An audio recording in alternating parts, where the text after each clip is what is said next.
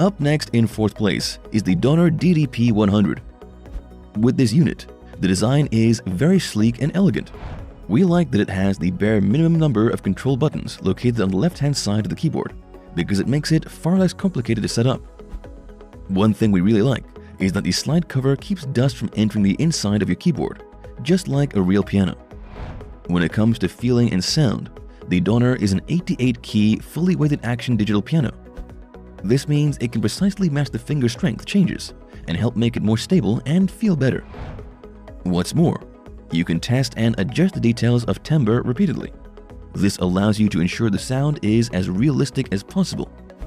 This is an excellent feature to play with, and it will help you develop a keen ability to distinguish sound.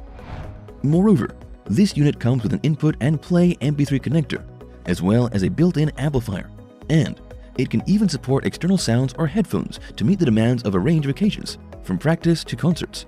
Lastly, although the keys are made of plastic, the way they feel and behave makes you think of acoustic piano keys more than cheap plastic keys, so you're more likely to want to sit down and practice for hours.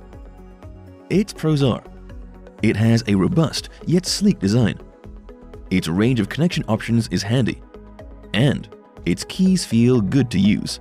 However, it lacks the audio resonance you get with higher-end digital pianos. The Donner DDP-100 is a brilliant device for beginners and intermediate players looking to get to grips with piano playing. Still haven't found a digital piano that meets your needs? Well, keep watching, because we have more lined up for you.